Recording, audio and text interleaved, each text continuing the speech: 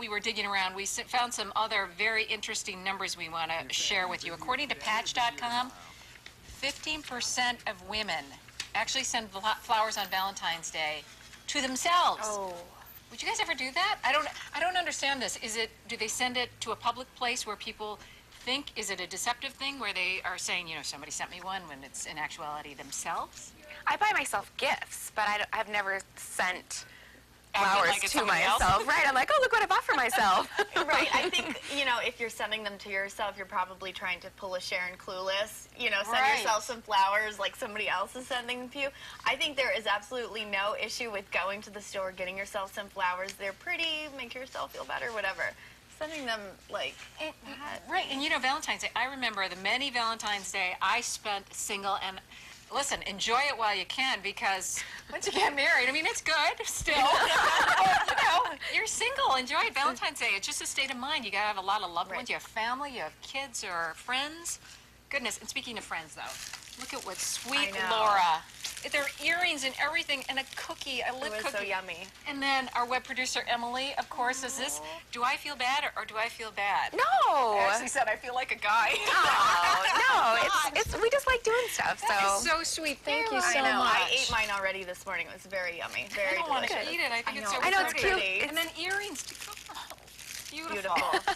Thank you. Well, you're welcome. Happy Valentine's Day. All right. Here's a stat we want to share with you. You know, Americans, they're expected to send $1 billion in Valentine's Day cards, and while you're shopping for them, did you notice that a lot of them have animals on them? And there's apparently a reason for that. In an interview with Yahoo Shine, a man who used to write cards for Hallmark, well, he says that people will not buy a card if the people on the cover do not look like them. I find that ridiculous. But a lot of people actually may feel like a dog or a cat at heart. Looks like that. So they'll be more attracted to the cards with animals on them. That's according to this one man who writes for Hallmark. I find that a little ridiculous. I've never looked for a card that a person looks like me. I'm gonna have to start paying attention to that, because I've never thought like why I pick. I usually like what's either written or the cute message, picture, or something funny. But I don't know that that doesn't look like me. I'm not gonna buy that.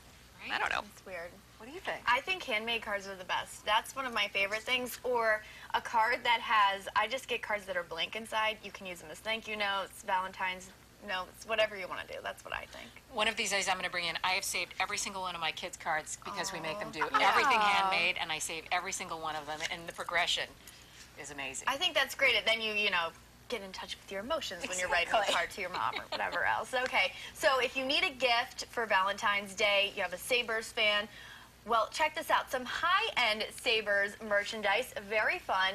This is at O'Connell's Clothing.